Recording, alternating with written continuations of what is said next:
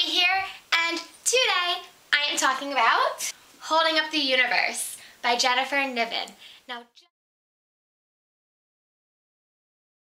Jennifer Niven was the author of All the Right Places, which I was obsessed with last year, and if you haven't read it yet, definitely check that one out.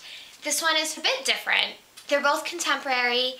This one is about two people, a boy and a girl. The girl is known as America's Fattest Teen because 3 years before this book takes place, she actually had to be craned out of her house because she was so big and she was having a panic attack, and that was the only way to get her out and to the hospital.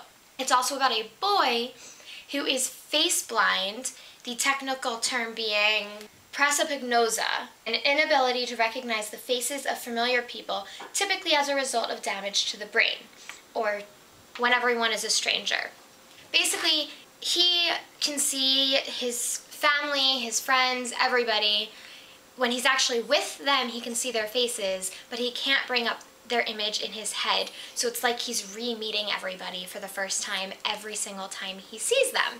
So obviously, that's kind of a tough life to live. The two of them meet in not your typical way, and they end up having to go to counseling together to work through some issues and just move on with their lives. And obviously the two of them end up becoming close in a couple different ways, and it's great. My original intention was giving this 5 stars. I think I'm actually moving it down to 4 stars for a couple different reasons. I love the story. I read this entire book in 2 days, in the middle of a different book actually, and I definitely recommend it. It's fun. Like I said, there are a couple issues I had with it, which I will talk about more in the spoiler section, but it is definitely worth reading. I loved the way the story is told. It switches off between the two perspectives, and it switches time a little bit. It's mostly taking place when the two of them are 16 and 17, although there's a little bit going back to around the time that she had to be removed from her house, again, from both perspectives. Definitely read it, and I am giving my official spoiler warning now, so if you have not read it yet, go check it out and then come back. If you have read it, stick around. Bye, non-spoiler people! So, this is not going to be a super long video, partly because, and this also relates to why I downgraded from 5 stars to 4 stars. Honestly, I was sitting here earlier today trying to remember what this book was about, and I was struggling. I actually needed to look it up online, which usually with a 5-star book, I can't stop thinking about it. I only finished it a week ago, so there's no reason I should have been struggling so much to remember what it was about. First, I'm going to say some things I loved about it. I considered wearing, I don't have a purple bikini, but I considered wearing my blue bikini for this, but I guess Libby is more confident than me, and I just couldn't do it. But I love her confidence. I love that she is she's taken on her identity. She knows that compared to how she was 3 years before, she is looking great, and nobody can take that away from her. She has worked her booty off to get as far as she has, and she is owning it, and that is great. My one issue with that is the fact that she is really confident, and yet she does think an awful lot about her weight still. And I get it that she's surrounded by people always talking about it and looking at her because of it.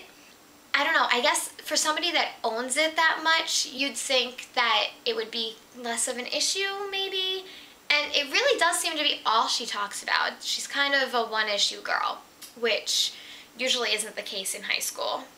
At the same time, there's Jack, who also seems to be kind of a one-issue guy, and his issue is that he's face blind. And he lets it completely control his life, which I guess it would. I don't understand why he doesn't tell anyone. Pretty much all of his problems would be solved if he was like, hey guys, listen, I have this condition.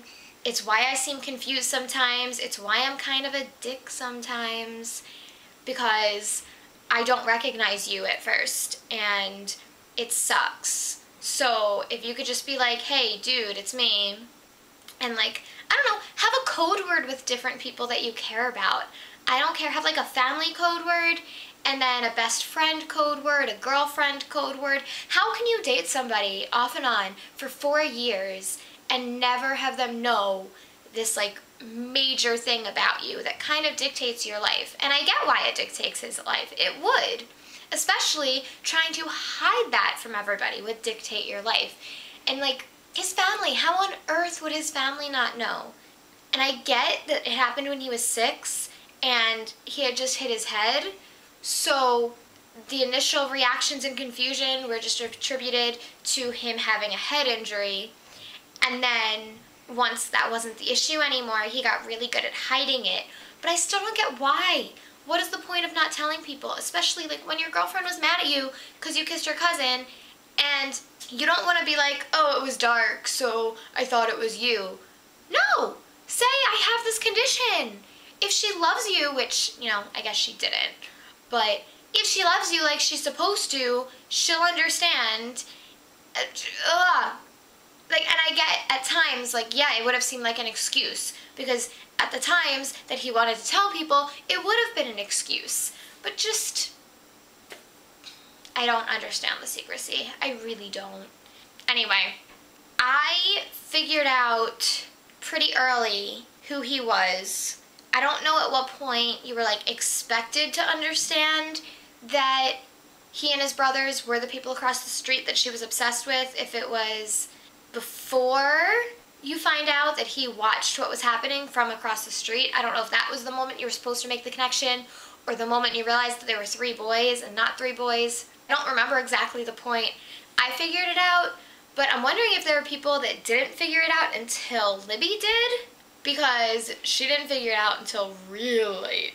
I guess it was because he was avoiding bringing her to his house, maybe because it was across the street from hers, or maybe that was just their way of having, of wondering if we were gonna figure it out. But it was pretty obvious, the fact that there were 3 boys, and there were 3 boys. I think Niven tried to kind of throw us off by her giving them fake names, which weren't their real names, but I guess she never actually said that those were fake names.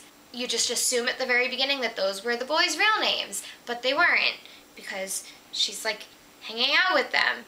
And, well, hanging out with one of them, and that is definitely not his name. Anyway, but how did she not know them? Okay, I grew up in a neighborhood, especially because she lived there before her mother died.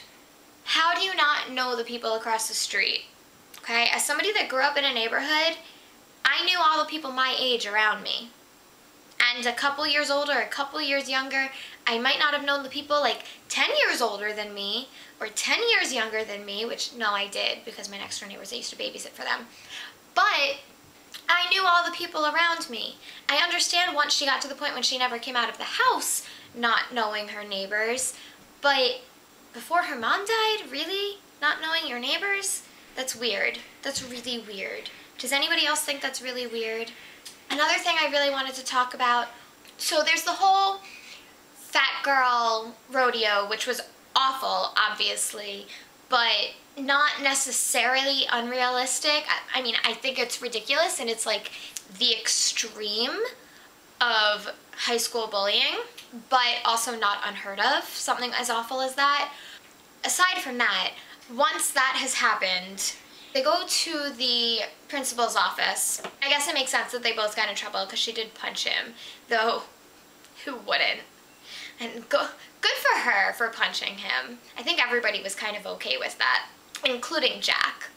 Once they go there, there's this moment, and I tried to find it again, but I couldn't, but there's this moment when Jack's mom takes him aside and says, I know you don't see yourself as black, but other people will see you that way, so you need to be careful.